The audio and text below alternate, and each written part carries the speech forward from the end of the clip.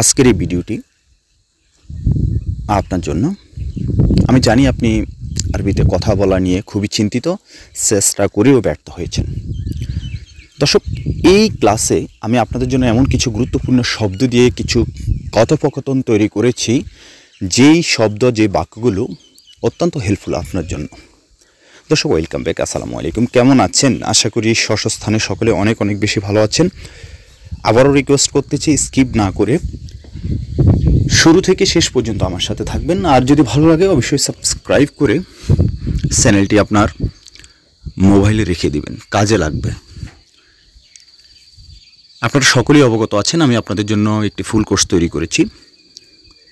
যে ফুল কোর্সটি ক্রয় করে, যে বইটি ক্রয় করে এই পর্যন্ত শত শত প্রবাসী হয়ে সাকসেস হয়েছেন। আলহামদুলিল্লাহ, আমি ভালো রেসপন্স পেয়েছি। ইনশাল্লাহ আপনি হবেন।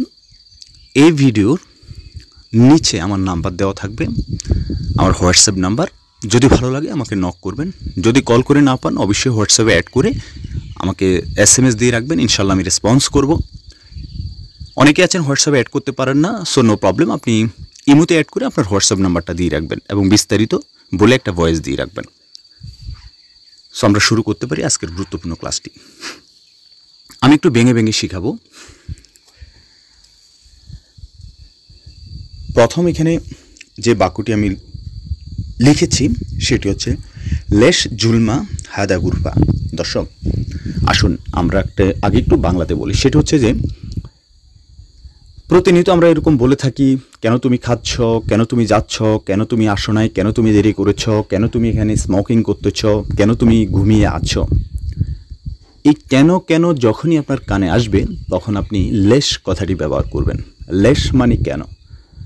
এখন একটু ট্রাই করেন। Just you can try little how to make the sentence according the lesson. এখন আমি যদি বলি তুমি কেন যাচ্ছ, দেখেন আমার কথাগুলো মন দিয়ে শুনবেন প্লিজ। তুমি কেন যাচ্ছ, কয়টি শব্দ এখানে? এখানে হচ্ছে মাত্র তিনটি শব্দ।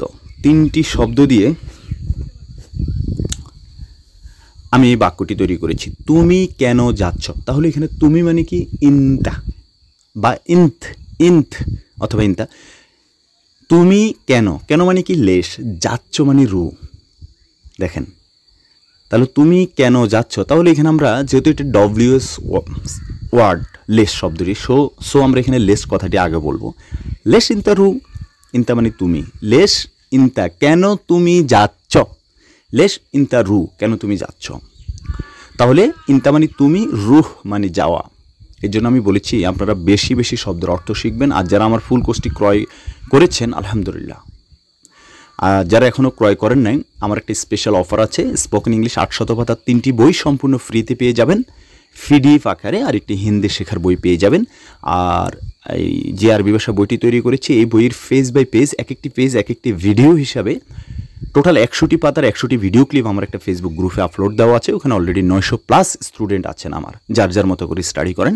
এবং খুবই গুরুত্বপূর্ণ কিছু শব্দ দিয়ে, যেগুলো শব্দ প্রতিদিন আপনার আরবিতে কথা বলতে প্রয়োজন হবে, এমন কিছু শব্দ দিয়ে আমি 500 গুরুত্বপূর্ণ শব্দ দিয়ে একটা ভিডিও মেক করেছি, যে ভিডিওটা অত্যন্ত হেল্পফুল। এবং এই ভিডিওটি হচ্ছে যে গ্রুপে হচ্ছে আপনার এই বইটির পেজ বাই পেজ যে ভিডিওগুলো দেওয়া আছে, ওইখানে এই 500 গুরুত্বপূর্ণ শব্দের একটি ভিডিও পেয়ে যাবেন।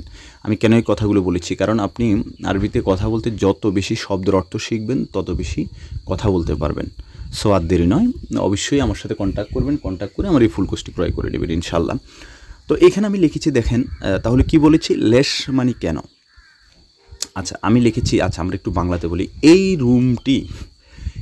রুমটি অন্ধকার কেন। আমরা সকলে জানি অন্ধকার মানে হচ্ছে ঝুলমা। তাহলে হাদা গুরফা, এই রুমটি লেশ জুলমা, অথবা আমরা আগেও লেশ বলতে পারি, লেশ জুলমা অন্ধকার কেন। হাদা গুরফা, হাদা মাবনা, মাবনা মানে বিল্ডিং। লেশ জুলমা, লেশ আক্কেল কেন খাচ্ছ, লেশ নুম কেন ঘুমাচ্ছ, নুম মানে ঘুম, লেশ রু কেন যাচ্ছ, লেশ জুলমা, জুলমা অন্ধকার, লেশ জুলমা হাদা গুরফা মানে এই রুমটি অন্ধকার কেন।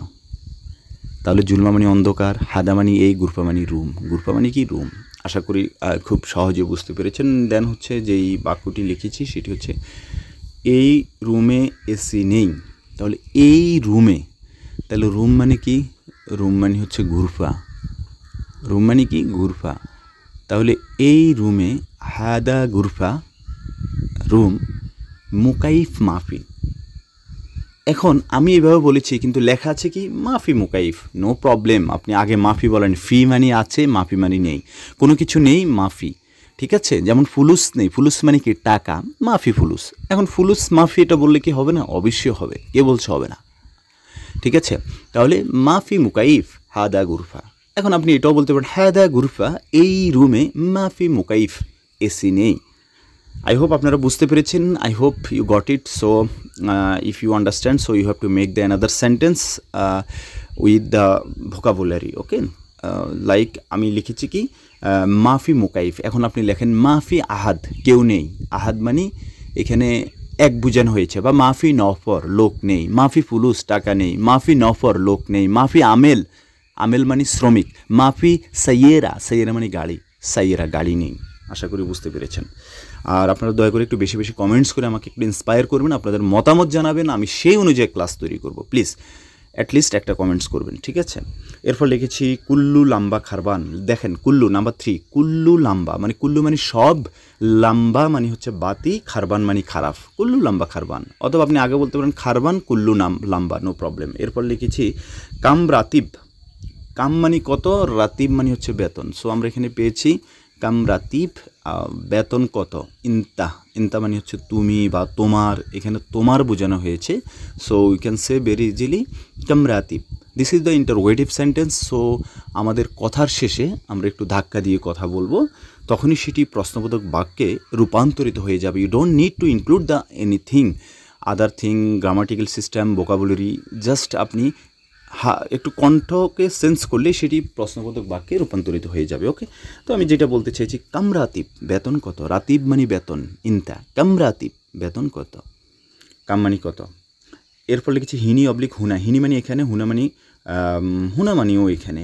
হিনি তাৎক্ষীন, তাৎক্ষীন, তাৎক্ষীন মানে ধূমপান, তাৎক্ষীন মানে ধূমপান। খাতায় লেখেন, আর যদি খাতায় লেখার সময় না পান সেক্ষেত্রে দ্রুত আমার সাথে কন্ট্যাক্ট করে কোর্সটি বুঝে নেন। মোবাইলে থাকবে, আপনার মতো করে আপনি স্টাডি করবেন। আর প্রত্যেকটি শব্দ বাক্যই বাংলাতে লেখা আছে, নো প্রবলেম। সো এখানে আমাদের একটা জিনিস জানতে হবে, যেমন আমরা স্মোকিং যেটা করি সেটা হচ্ছে ধূমপান। ধূমপানকে এটা বলবেন তাৎক্ষীন। তাহলে হিনি বা হুনা মানে এখানে তাৎক্ষীন মাইসির, মাইসির মানে উচিত না, মামনু মানে নিষেধ। ঠিক আছে, আমরা এরকম কিন্তু ইন ডেইলি লাইফে বলে থাকি, এখানে বসা নিষেধ, এখানে ধূমপান করা নিষেধ, এখানে ঘুমানো নিষেধ, এখানে কথা বলা নিষেধ। একটু চালাক হয়ে থাকলে আপনি এখন বাক্য তৈরি করবেন। এখন আমি যদি বলি হিনি গাজলি ইজলিস, ইজলিস মানে বসা, গাদ মানে বসা, হিনি ইজলিস মামনু, এখানে বসা নিষেধ। Okay fine. এরপর লিখেছি ওয়েন কবির মাকিনা।